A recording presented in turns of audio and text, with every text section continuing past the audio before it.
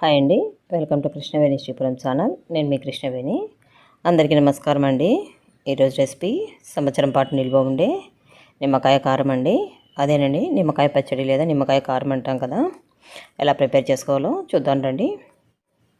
First నిమ్మకాయలు అనేవి ఇలా ఎల్లో కలర్లో ఫ్రెష్గా ఉండేటువంటి నిమ్మకాయలని తీసుకోవాలండి. అంటే మచ్చలు లాంటివి లేకుండా చూసి తీసుకోవాలి.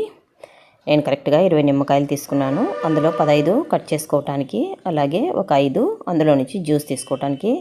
ఇలా ఎక్కడైనా మచ్చలు ఉన్నవి జ్యూస్కు పెట్టుకోండి. ఇప్పుడు నిమ్మకాయల్లో ఒక 5 పక్కన పెట్టేసుకొని మిగిలినటువంటి 15 నిమ్మకాయలని ఇలా నిలువుగా పెట్టేసుకొని ఒక్కో నిమ్మకాయని కరెక్ట్గా 8 పీసులు చొప్పున కట్ చేసుకోవాలండి. ఇలా కట్ చేసుకున్న తర్వాత సీడ్స్ ఒకేసారి తీసేసుకోవాలి. ఇలా నిమ్మకాయలన్నీ కూడా ముక్కలుగా కట్ చేసుకున్న తర్వాత, అలాగే సీడ్స్ అన్నీ కూడా తీసేసుకున్న తర్వాత, ఇప్పుడు ఈ నిమ్మకాయల ముక్కల్ని మీరు దేనితోనైనా కొలుచుకోండి. గ్లాస్తో కొలవచ్చినా, అలాగే ఏదైనా కప్పుతో కొలిచినా పర్వాలేదు.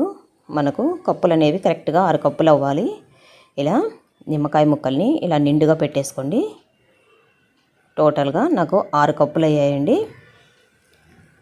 ఇలా 6 కప్పులు వేసేసుకున్న తర్వాత మిగిలినటువంటి నిమ్మకాయలు ఉన్నాయి కదండి, 5 నిమ్మకాయలని ఇలా అడ్డంగా వీటిని కట్ చేసేసుకొని వీటిలో ఉన్నటువంటి జ్యూస్ని ఈ నిమ్మకాయ ముక్కల్లోకి పిండేసుకోవాలి. ఇలా వేసుకున్న తర్వాత ఇందులోకి 1/2 టీ స్పూను పసుపు, అలాగే మనం నిమ్మకాయ ముక్కలు ఏ కప్పుతో అయితే కొలుచుకున్నామో దాంతో ఇలా అంచులకు కరెక్ట్గా లోపలికి ఉండాలండి. 1 కప్పు నేను కల్లుప్పు వేసుకున్నాను.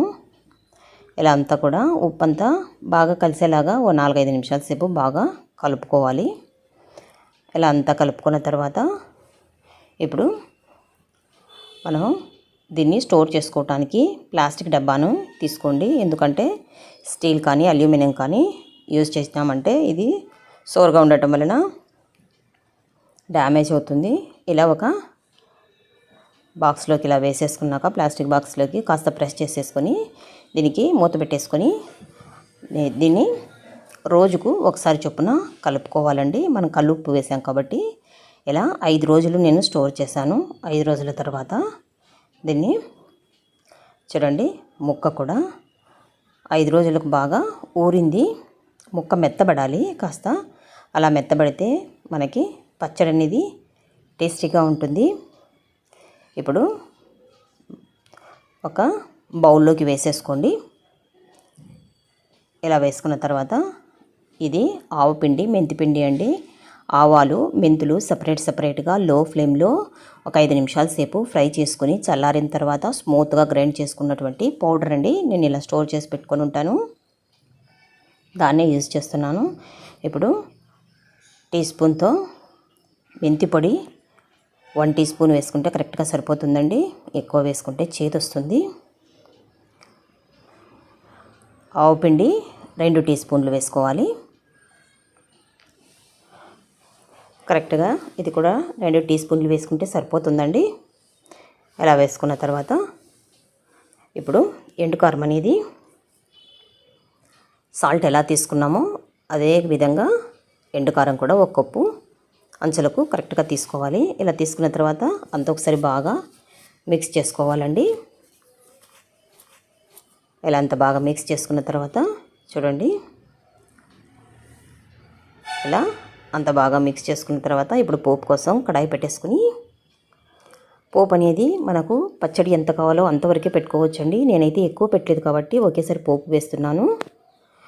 బాగా హీట్ అయిన తర్వాత ఆయిల్, ఒక 1/2 టీ స్పూన్ వరకు ఆవాలు, అలాగే 8 నుంచి 10 రెబ్బల వరకు తెల్లగడ్డను ఇట్లా క్రష్ చేసి వేసుకొని కలర్ వచ్చే వరకు ఫ్రై చేసుకున్నాక ఎండుమిరపకాయలు, అలాగే కరివేపాకు వేసుకొని పోపు అంతా కూడా ఇలా కంప్లీట్గా ఫ్రై అయిన తర్వాత స్టవ్ ఆఫ్ చేసుకొని ఇది కంప్లీట్గా చల్లారాలండి. చల్లారిన తర్వాత మాత్రమే ఇలా పచ్చడిలోకి వేసేసుకోవాలి. వేడిగా ఉన్నప్పుడు వేసుకోకూడదు.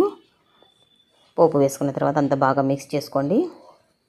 అంతేనండి, ఎంతో టేస్టీగా ఉండేటువంటి నిమ్మకాయ పచ్చడి, సంవత్సరం పాటు నిల్వ ఉండేటువంటి నిమ్మకాయ పచ్చడి రెడీ అండి. చూస్తేనే నోట్లో నీళ్ళు ఊరిపోతున్నాయండి. చూడండి, ముక్క కూడా చాలా బాగా మెత్తబడింది. ఈ పచ్చడిని ఒక ఎయిర్ టైట్ కంటైనర్లో స్టోర్ చేసుకొని ఫ్రిడ్జ్లోనైనా పెట్టుకోవచ్చు, బయటనే పెట్టుకోవచ్చు అండి. బయట పెట్టుకుంటే కలర్ చేంజ్ అవుతుంది. అదే ఫ్రిడ్జ్లో పెట్టుకున్నామంటే కలర్ ఇలాగే ఉంటుంది. సంవత్సరం పాటు ఉన్న కూడా ఈ రెసిపీని మీరు ఒకసారి ట్రై చేసి చూడండి. ఈ వీడియో కనుక నచ్చినట్లయితే లైక్ చేయండి, షేర్ చేయండి, సబ్స్క్రైబ్ చేయండి. Thank you for watching.